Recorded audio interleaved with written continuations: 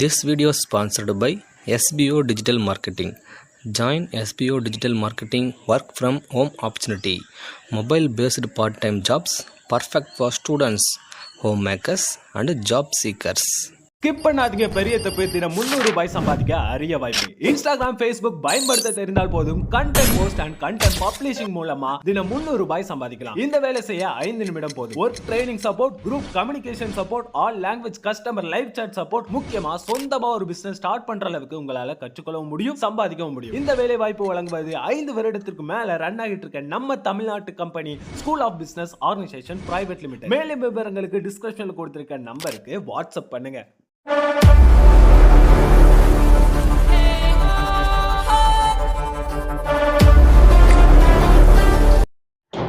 இன்றைக்கான வீடியோவில் நம்ம எதை பற்றி பார்க்க போகிறோம் அப்படின்றதுக்கு முன்னாடி நீங்கள் இன்னும் நம்ம சேனலை சப்ஸ்கிரைப் பண்ணலாம், மறக்காமல் சப்ஸ்கிரைப் பண்ணிட்டு பாருங்கள்.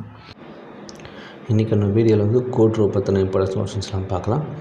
கூட்டுறவு வாரம் என்பது நவம்பர் 14 முதல் நவம்பர் 20 வரை. கூட்டுறவு சங்கம் ஒவ்வொரு தனி மனிதனின் அடிப்படை உரிமை சான்று சரத்து ஆர்டிக்கல் 19(1) ஐயில் அரசியலமைப்பில் கூறப்பட்டுள்ளது. இது 2011 சேர்த்துள்ளது. கூட்டுறவு சங்கங்களுக்கு தனியாக பகுதி என்பது பார்ட் 9B-ஐ 2011 சேர்க்கப்பட்டிருக்கிறது. அடுத்தது RCRCனா அக்ரிகல்ச்சர் கிரெடிட் ரிவ்யூ கமிட்டி 1989 உருவாக்கப்படுது. வேளாண் பரிசீலனை ஓகேங்களா.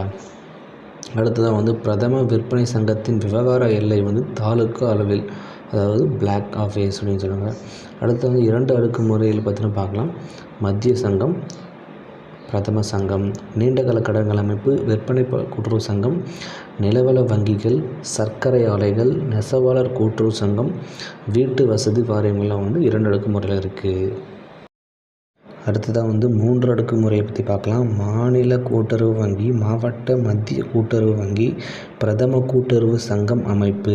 அதில் குறுகிய மற்றும் மத்திய காலக்கடன்கள் இருப்பாங்க. பால்வள கூட்டுறவு சங்கங்கள், நுகர்வோர் கூட்டுறவு சங்கங்கள் மற்றும் தொடக்க வேளாண்மை கூட்டுறவு சங்கங்கள் எல்லாம் 3 அடுக்கு முறையில் இருக்கிறது.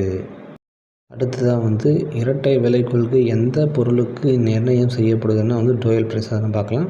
சர்க்கரை, கோதுமை, நெல் போன்ற பயிர்களுக்கு அரசால் நேரடியாக விவசாயிகளிடமிருந்து கொள்முதல் செய்யப்படுகிறது, அதாவது மினிமம் சப்போர்ட் பிரைஸ். சர்வதேச கூட்டுறவு நாள் 6 ஜூலை 2019 கொண்டாடப்பட்டது. ஐசிஏனா இன்டர்நேஷ்னல் கோஆப்ரேட்டிவ் அலையன்ஸின் மொத்த நாடுகளின் எண்ணிக்கை 109. ஐசியின் மொத்த உறுப்பினர்களின் எண்ணிக்கை 310. ஐசி உருவாக்கப்பட்ட ஆண்டு 1895. ஐசி தலைமையிடம் எங்கு உள்ளதுன்னா பெல்ஜியம் மற்றும் யூரோப். அடுத்த கூட்டுறவு கொடி விஜ்ப்ரோ, அது வானவெளியில் தலகியான கொடிகள் கொண்டு உருவாக்கப்பட்டது. அடுத்ததாக மேலாண்மையின் தந்தை என அழைக்கப்படுவர் ஹென்றி பாயல். ஹென்றி பாயல் மேலாண்மைக்கு எத்தனை கோட்பாடுகளை உருவாக்கி உள்ளார்னா 14. வேலை பகிர்வு என்ற கோட்பாட்டை வழங்கியவர் யாருன்னா ஹென்றி பாயல். அடுத்ததாக மேலாண்மை பணிகள் எவைனா திட்டமிடுதல், அமைத்தல், பணியாளர் நியமனம், இயக்குதல், ஒருங்கிணைத்தல், கட்டுப்படுத்தல். மொத்தம் பணிகள் 6 வகைப்படும். அடுத்தது ராக்டேல் முன்னோடிகள் பற்றிய கொள்கைகள் எத்தனைனா 14. அடுத்தது 1964 முதல் 94 வரை எத்தனை கொள்கைகள் பின்பற்றப்பட்டன 6. 1988 சட்டம் எந்த விதியின்படி கூட்டுறவு சங்கத்திற்கு தலைவர் தேர்ந்தெடுக்கப்படுவார்னா விதி 53. எந்த விதியின் கீழ் கூட்டுறவு சங்கம் ஒன்றிற்கு செயலாளர் நியமிக்கப்படுகிறார்னா விதி 147. அடுத்ததான் எந்தெந்த சங்கங்களுக்கு மேலாண்மை இயக்குமுறை அரசை நியமிக்கும்னா இதனை பற்றி கூறும் விதி விதி 33(7). தலைமை சங்கங்கள் அட்டவணைப்படுத்தப்பட்ட சங்கங்கள். கூட்டுறவு சங்கங்களின் துணை விதியை திருத்தம் செய்ய அதிகாரம் படைத்தவர் யாருன்னா பொதுக்குழு. கூட்டுறவு சங்கத்தில் புதிய உறுப்பினர் சேர்க்க அதிகாரம் படைத்தது நிர்வாக குழு. கூட்டுறவு சங்க உறுப்பினர் ஒருவரை நீக்க அதிகாரம் படைத்தது பொதுக்குழு.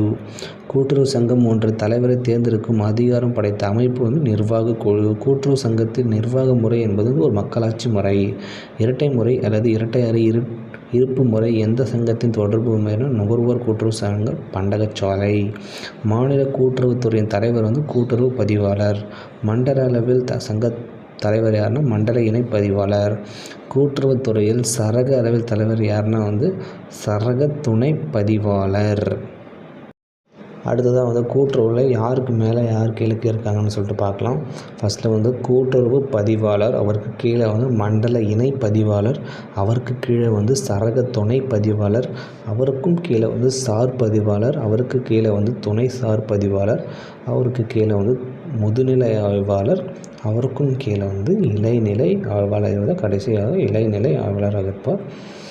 நன்றி.